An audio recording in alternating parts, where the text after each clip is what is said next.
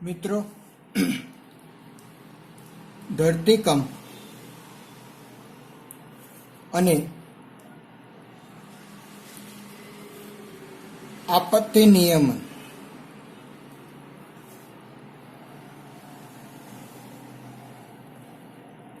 આ ચેપ્ટરમાં જે 4 મુદ્દાઓ હતા એમાં સૌ પહેલો મુદ્દો પૂર્વ તૈયારી, બીજો મુદ્દો ધરતીકંપ દરમિયાન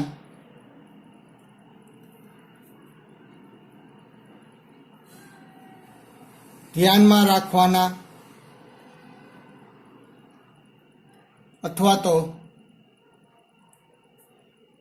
ધરતીકંપ દરમિયાન લેવામાં આવતા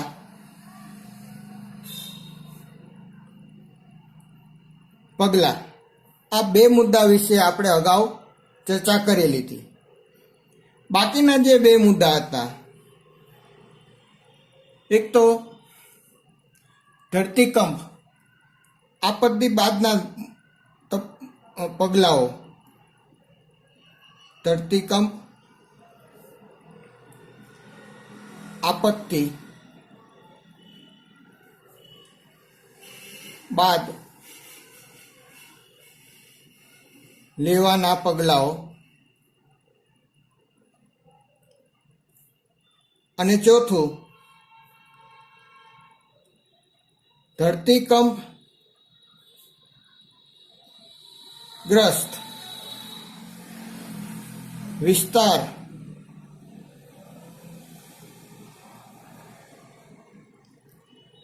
ધરતીકંપગ્રસ્ત વિસ્તારમાં બાંધકામ દરમિયાન ધ્યાનમાં રાખવાના મુદ્દા.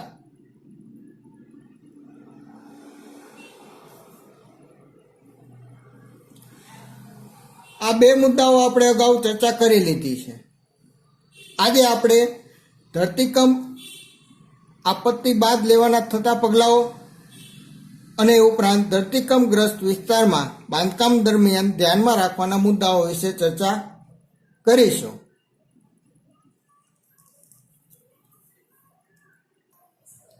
હવે ધરતીકંપ બાદ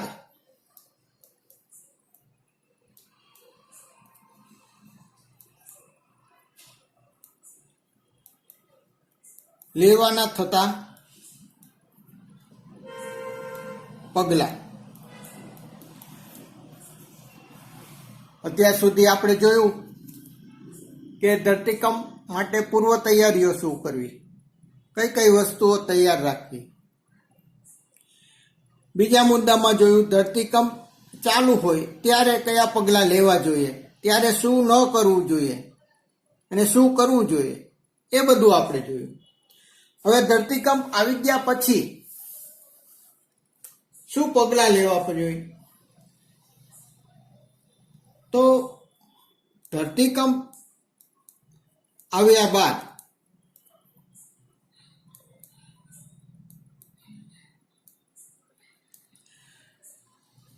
નાના નાના આફ્ટર શોક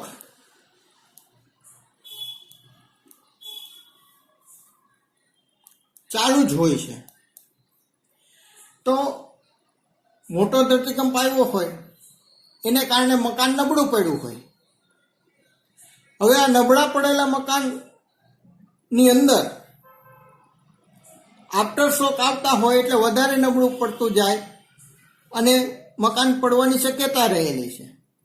તો આપણને એમ થાય કે મોટો ધરતીકંપ આવ્યો, એ મોટા ધરતીકંપને કારણે મકાન એમને એમ રહ્યું છે, તો હવે નાના આંચકાથી શું થવાનું છે? પણ એવું નથી. મોટા આંચકાને કારણે મકાન નબળું પડી ગયું હોય અને પછી આફ્ટર શોક આવતા હોય, આ દરમિયાન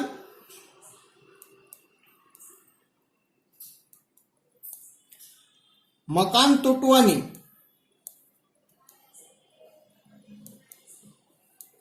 શક્યતાઓ સૌથી વધુ છે. એટલે ધરતીકંપ આવી ગયા પછી આફ્ટર શોક આવતા હોય તો મકાનની અંદર જવાય નહીં. આ ઉપરાંત ધરતીકંપ બાદ આફ્ટર શોકનું પ્રમાણ એકદમ ઘટી જાય. ત્યાર પછી મકાનમાં પ્રવેશ મેળવતા પહેલા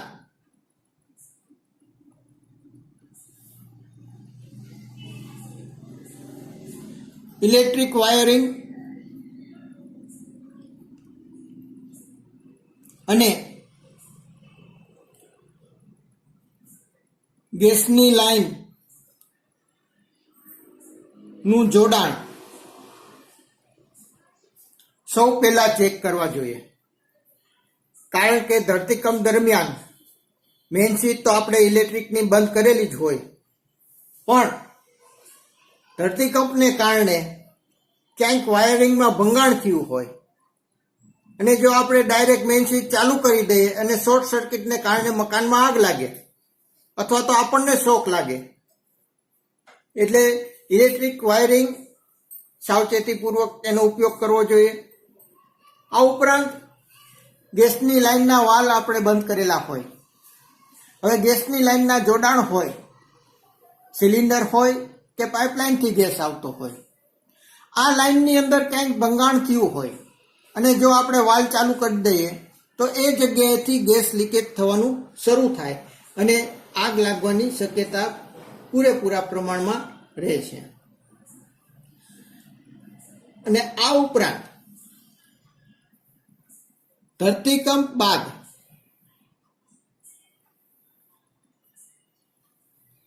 જેમ જેમ પરિસ્થિતિ થાળે પડતી જાય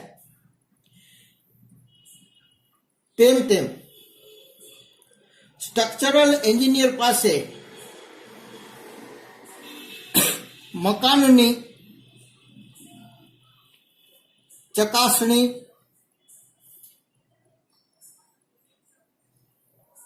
કરાવી લેવી જોઈએ.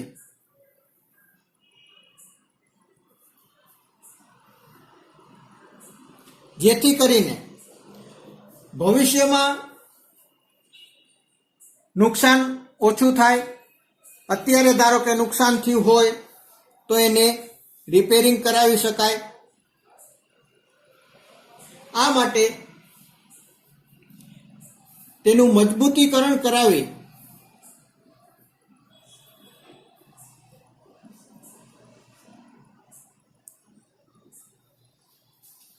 ત્યારબાદ જ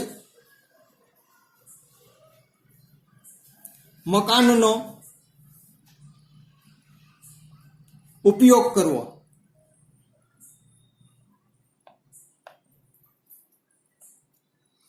અને અંતિમ મુદ્દો છે કે અભ્યાસને આધારે ભારતને 5 ઝોનમાં વહેંચવામાં આવેલું છે. દરેક ઝોનમાં કેટલી તીવ્રતાના ભૂકંપ આવવાની શક્યતા રહેલી છે આટલું આપણે જાણીએ છીએ. તો પછી બાંધકામ દરમિયાન અમુક વસ્તુઓ આપણે ધ્યાનમાં રાખવી પડે. એટલે કે ભૂકંપગ્રસ્ત વિસ્તારોમાં બાંધકામ દરમિયાન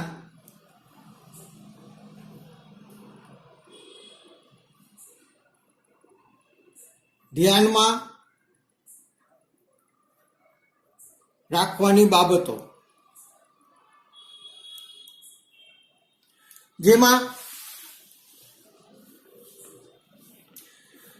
બાંધકામ શરૂ કરતા પહેલા માટીનું ટેસ્ટિંગ માન્યતા પ્રાપ્ત લેબોરેટરીમાં કરાવવું જોઈએ. તો કે માટી એટલે કઈ? તો કે જે જગ્યાએ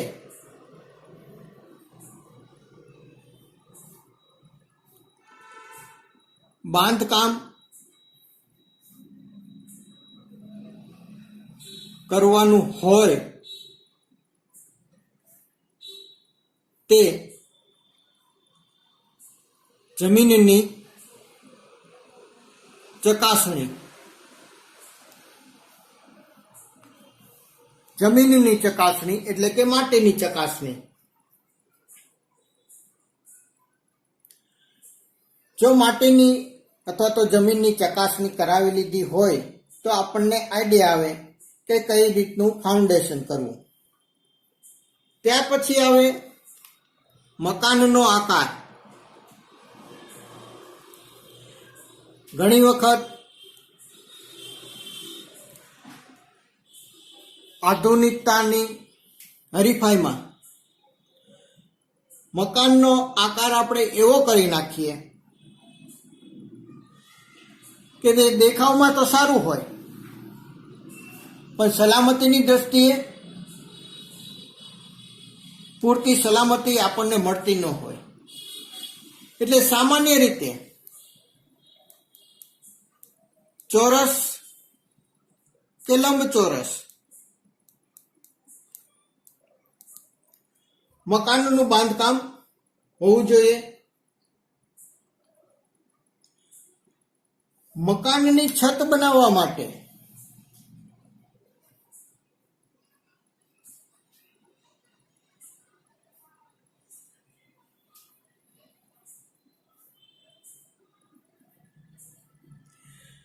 જે માલ સામાનનો ઉપયોગ કરવાનો હોય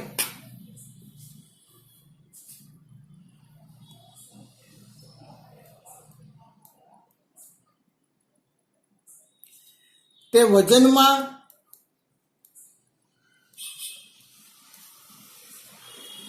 હલકો પણ ગુણવત્તામાં ઉચ્ચ કોટીનો હોવો જોઈએ.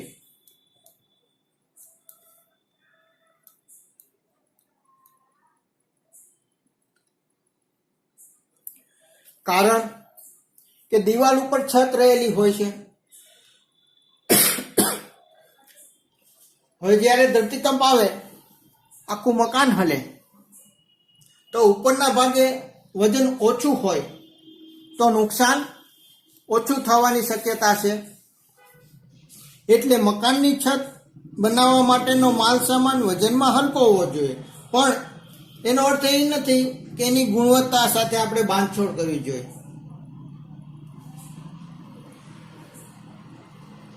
હવે મકાનની દિવાલો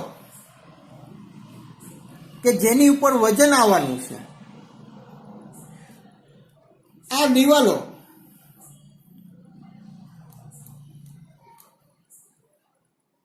દિવાલ કે જેની ઉપર વજન આવવાનું છે તે ઓછામાં ઓછી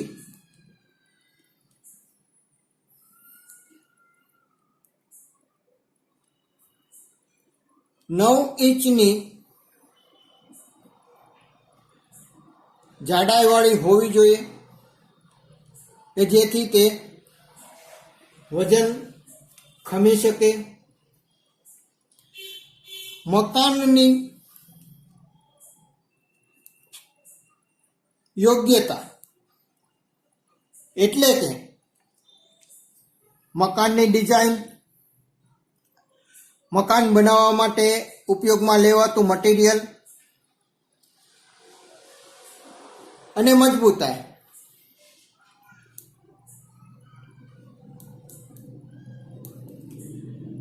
સિવિલ એન્જિનિયર પાસે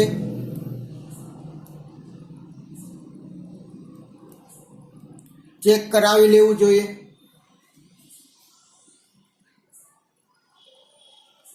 આ ઉપરાંત મકાનને ડિઝાઇન કરવા માટે બને ત્યાં સુધી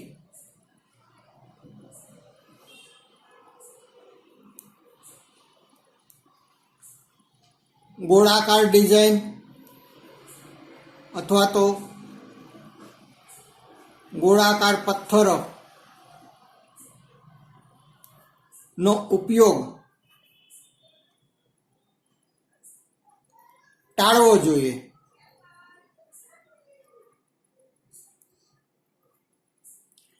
કારણ કે ગોળાકાર પથ્થર હોય તો એ એકબીજા સાથે જકડાઈ નથી રહેતા. ચોરસ કે લંબચોરસ હોય તો એકબીજા સાથે જકડાઈ શકે છે. દિવાલ બનાવવા માટે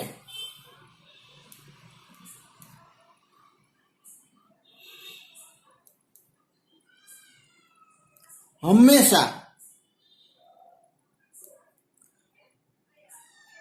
જમીનમાં પાયાથી બાંધકામ શરૂ કરવું જોઈએ.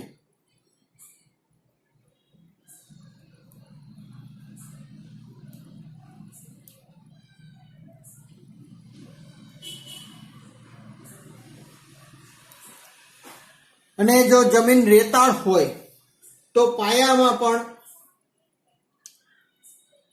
લોખંડની જાળી નાખીને પછી બાંધકામ કરવું જોઈએ. બારી બારણા જે છે મકાનના,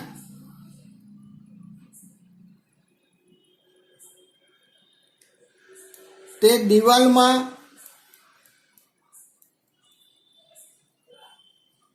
જોઈન્ટ આવતા હોય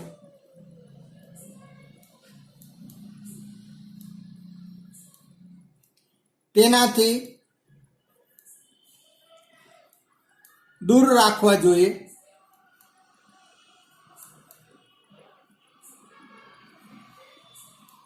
કે જેથી દિવાલની મજબૂતાઈ જળવાઈ રહે. ઘણી વખત મકાનની બહાર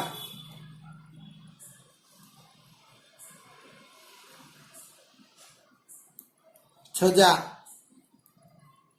સ્લેબ, ગેલેરી વગેરે રાખવામાં આવે છે. તે બને એટલા ઓછા રાખવા જોઈએ. કારણ કે તેને કોઈ આધાર હોતો નથી. દિવાલના આધારે જ તે છજા હોય, ગેલેરી હોય કે સ્લેબ હોય આપણે બહાર કાઢેલા હોય છે. તો આ આધાર વગરનું જે બાંધકામ છે તેની ઉપર ધરતીકંપની વધારે અસર થાય, ધ્રુજારી એમાં વધારે આવે. પહાડી વિસ્તારમાં મકાન બાંધવાનું હોય તો જે ઢોળાવ હોય તેનાથી દૂર મકાન બનાવવું જોઈએ. કારણ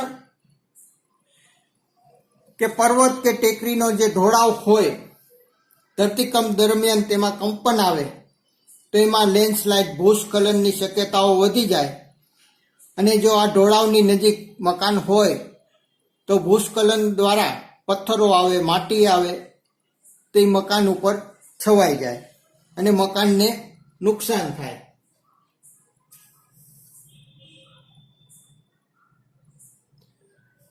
જો રૂમ છે એની લંબાઈ 6 મીટર એટલે કે આશરે 18 ફૂટ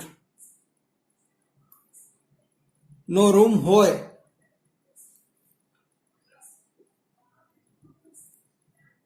તો છત જે છે છતને સપોર્ટ આપવા માટે વચ્ચે બીંબ મૂકવો જોઈએ. જો એ ન કરીએ તો ઘણી વખત એવું બને કે 18 ફૂટના એરિયા સુધી એને નીચેથી કોઈ સપોર્ટ ન મળે તો ઘણી વખત એ જોડો ખાઈ જાય અને જ્યારે ધરતીકંપ આવે ત્યારે તૂટવાની શક્યતા એની સૌ પહેલા વધુ હોય. આ ઉપરાંત બાંધકામ માટે ઉપયોગમાં લેવાતા સામાન જેવા કે સિમેન્ટ,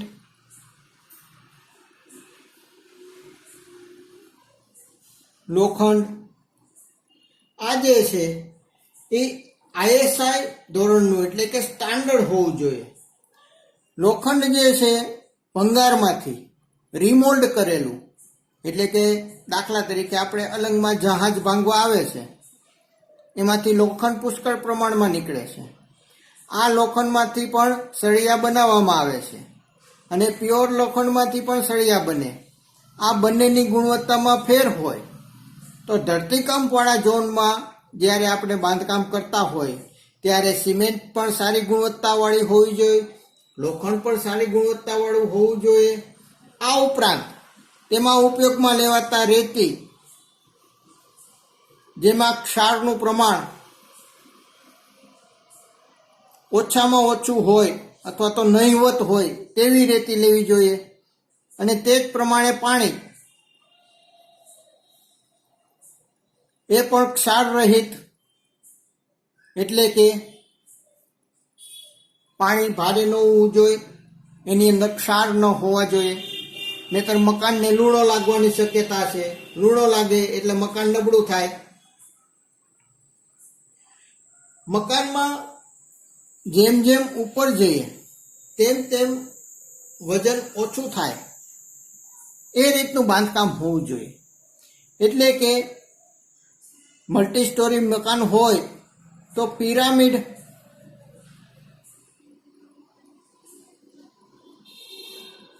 ટાઈપની ડિઝાઇન હોવી જોઈએ કે જેથી જેમ જેમ ઉપર જઈએ તેમ તેમ વજન ઓછું જાય.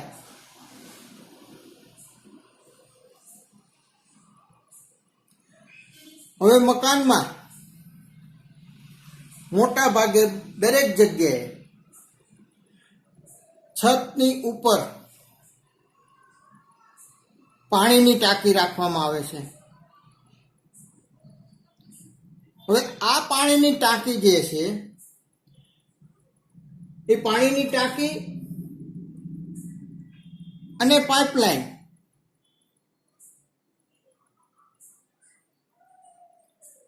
બને ત્યાં સુધી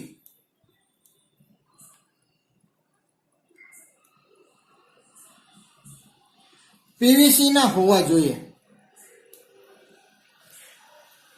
કારણ કે પીવીસી એ એક પ્રકારનું મજબૂત પ્લાસ્ટિક છે અને બાંધકામ કરતા તેનામાં આઘાત સહન કરવાની ક્ષમતા વધારે છે, ઇલાસ્ટિસિટી એનામાં વધારે છે. એટલે બાંધકામ કરતા આ પીવીસી ના ટાંકા કે પાઇપલાઇન તૂટવાની શક્યતા ઓછી છે. જેટલી ઝડપથી લોખંડની પાઇપલાઇન તૂટી જાય, આંચકો લાગે, એટલી ઝડપથી પ્લાસ્ટિકની પાઇપલાઇન તૂટે નહીં, કારણ કે એની ઇલાસ્ટિસિટી વધારે હોય છે. આ ઉપરાંત છત ઉપર જે પાણીનો ટાંકો મૂકેલો હોય તે ગમે ત્યાં મૂકવાની બદલે છતના સેન્ટરમાં જો મૂકેલો હોય તો ધરતીકંપ દરમિયાન તેનામાં હલનચલન ઓછું થાય છે. જો છતના કોઈ છેડે રાખેલો હોય પાણીનો ટાંકો તો ધરતીકંપ દરમિયાન તેમાં હલનચલન વધુ જોવા મળેલું છે. તો પાણીના ટાંકા બને ત્યાં સુધી પીવીસીના હોવા જોઈએ અને ગુરુત્વ કેન્દ્ર નક્કી કરી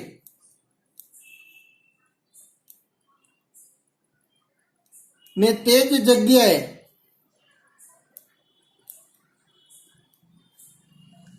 પાણીના ટાંકા મૂકવા જોઈએ. તો આ 4 બાબતો જે હતી કે પૂર્વ તૈયારીઓ, ધરતીકંપ વખતે લેવાના થતા પગલાં, ધરતીકંપ બાદ લેવાના થતા પગલાં, અને બીજું સૌથી અગત્યનું કે ભારતનો મોટા ભાગ ધરતીકંપના ઝોનમાં આવે છે. તો આ ઝોન પ્રમાણે કેટલી તીવ્રતાનો ધરતીકંપ આવશે તેને ધ્યાનમાં રાખી અને જો બાંધકામ કરવામાં આવે તો ઓછામાં ઓછું નુકસાન થાય. આજે આ 4 મુદ્દાનો અભ્યાસ કરવાનો હતો, ચર્ચા કરવાની હતી.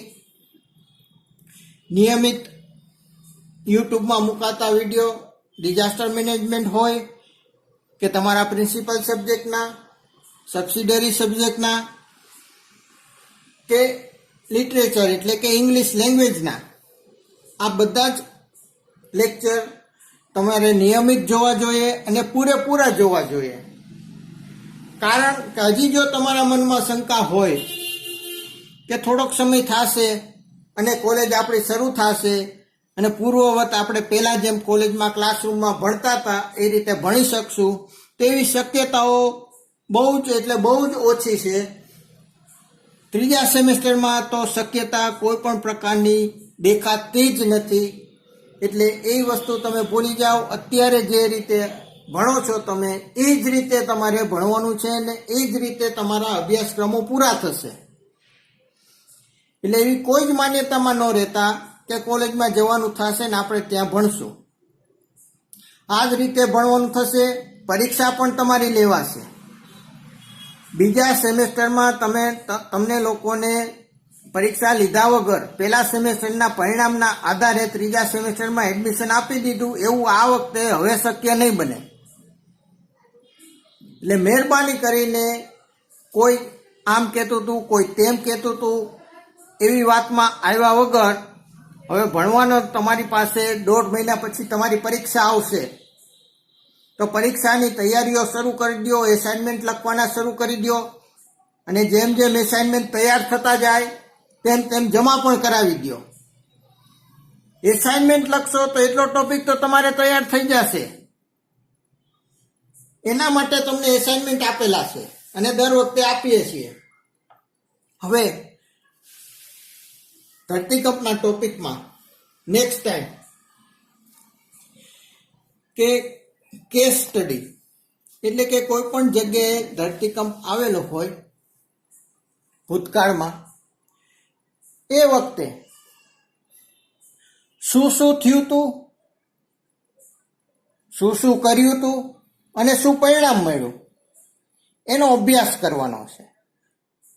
કારણ કે આપત્તિનું અનુમાન કરવું એ અલગ વસ્તુ છે અને હકીકતમાં આપત્તિમાંથી પસાર થવું અને એ અનુભવ, આ બંને વસ્તુ વચ્ચે આસમાન જમીનનો ફરક છે. જો આપત્તિનો આપણને અનુભવ હોય તો એ જ આપત્તિ જો ભવિષ્યમાં જ્યારે ફેસ કરવાની આવે તો ત્યારે આપણે વધુ સારી રીતે એનો મુકાબલો કરી શકીએ.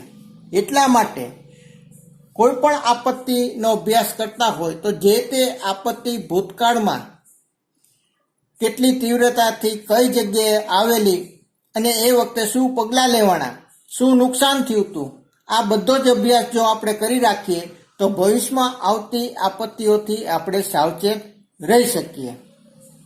આવજો.